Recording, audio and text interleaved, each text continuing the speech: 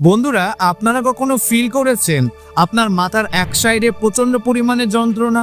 সামান্য একটু আলো আপনার অসহ্য লাগছে, একটু আওয়াজ কানে এলেই মনে হচ্ছে মাথাটা পুরো ফেটে যাবে।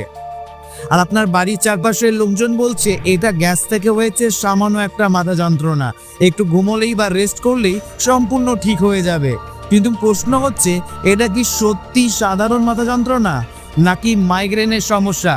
নমস্কার বন্ধুরা, আমি ডাক্তার গোপাল কর্মকার।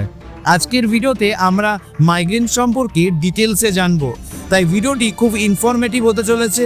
স্কিপ না করে পুরোটা দেখবেন।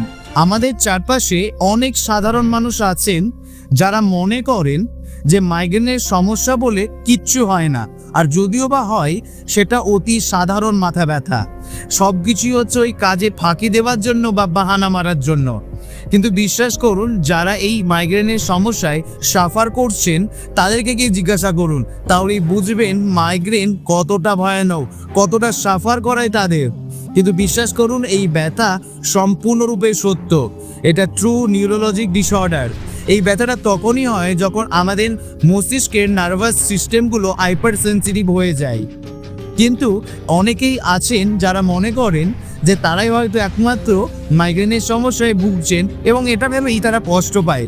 বর্তমানে কিছু রিসার্চ পেপার এবং মেটা অ্যানালিসিস অনুসারে এই বিশ্বে প্রতি 10 জন মানুষের মধ্যে একজন মানুষ মাইগ্রেনের সমস্যায় ভুগছে।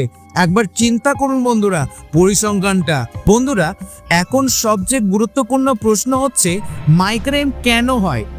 দেখুন, আমাদের ব্রেনের মধ্যে যে নার্ভ রয়েছে সেগুলো যখন হাইপার সেন্সিটিভ হয়ে যায় তখন তারা সিজিআরপি নামের এক ধরনের কেমিক্যাল ক্ষরণ করে।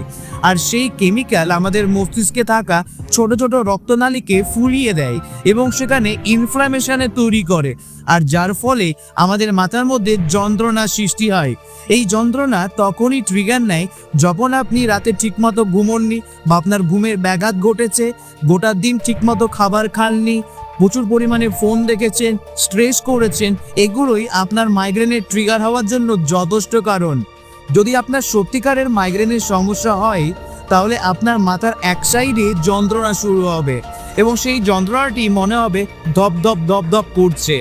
আপনার আলোর দিকে তাকাতে অনেক সমস্যা হবে, আওয়াজ শুনলে আপনার মাথা মনে হবে আরও বেশি যন্ত্রণায় ফেটে যাচ্ছে। আপনার বমি বমি ভাব আসতে পারে বা বমিও হতে পারে। আপনার মনে হবে হাত পা ঝিনঝিন করছে, দুর্বল লাগছে। এই রকম সমস্যা আপনি মোটামুটি দেখতে পাবেন। কিন্তু বন্ধুরা, অনেকেই রয়েছেন যাদের মধ্যে ভুল ধারণা রয়েছে যে এই মাইগ্রেনের সমস্যা মানে হচ্ছে গ্যাসের সমস্যা বা চোখ থেকে হচ্ছে বা শরীরটা হয়তো দুর্বল রয়েছে, তাই হয়তো এই সমস্যাগুলো তৈরি হচ্ছে। কিন্তু আমি আপনাদেরকে জানিয়ে দিচ্ছি, এই ধারণাগুলো সম্পূর্ণরূপে ভুল। মাইগ্রেন গ্যাস থেকে কোনোভাবেই হয় না। এটি সম্পূর্ণরূপে একটি ট্রু নিউরোলজিক্যাল ডিসঅর্ডার।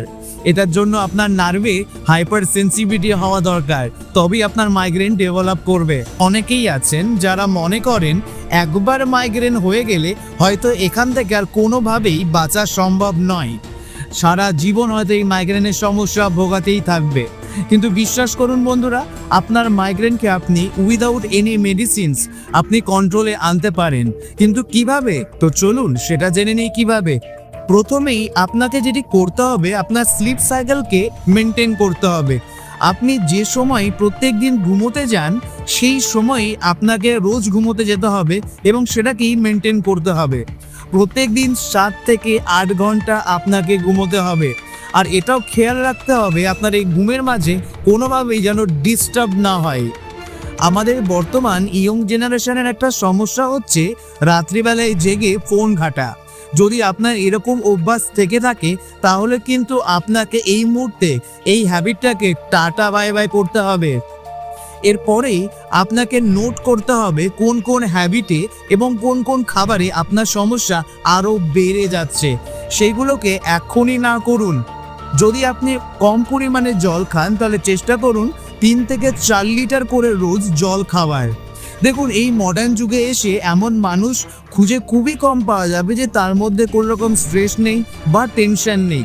তবে চেষ্টা করতে হবে যতটা কম পারা যায় টেনশন বা স্ট্রেস করার। কিন্তু তাতেও যদি আপনি না পারেন তাহলে আপনি তার জন্য যোগব্যায়াম করতে পারেন, মেডিটেশন করতে পারেন। এবার অনেকেই আছে বন্ধুরা যারা রাত্রিবেলাতে অফিসিয়াল কাজ করে, তো তাদের জন্য তারা যখন ফোনে বা ল্যাপটপে অফিসেও কাজ করবেন, তখন তারা ফোনের লাইট বা ল্যাপটপের যে লাইট রয়েছে সেটার ব্রাইটনেসটাকে কমিয়ে দিতে পারে বা নাইট মোড অন করে তার কাজগুলো কমপ্লিট করতে পারেন। তবে অ্যাভয়েড করবেন রাত্রিবেলায় ফোন বা ল্যাপটপের কাজগুলো যেন না করতে হয়। বন্ধুরা, মাইগ্রেন হয়ে যাওয়া মানে কোনোভাবেই লাইফ শেষ নয়। শুধুমাত্র সঠিক ইনফরমেশন আর লাইফস্টাইল চেঞ্জেসের মাধ্যমে আপনি আপনার মাইগ্রেনের সমস্যাকে সম্পূর্ণরূপে কন্ট্রোলে নিয়ে আসতে পারেন। যদি ভিডিওটি ইনফরমেটিভ মনে হয় তাহলে একটা লাইক এবং সাবস্ক্রাইব করে দেবেন। আর আপনার বন্ধু এবং ফ্যামিলির মধ্যে ভিডিওটি শেয়ার করতে একদম ভুলবেন না। সকলকে জানার সুযোগ করে দিন, যেন কারোর মাইগ্রেন হলে তারা যেন এইগুলো মেনে সম্পূর্ণরূপে সুস্থ থাকতে পারে। আর আমাদেরকে ফলো করতে একদম ভুলবেন না, কারণ আমাদের পেজে আপনি ওষুধ ছাড়াই নিজের জীবনকে বাঁচার উত্তর পেয়ে যাবেন।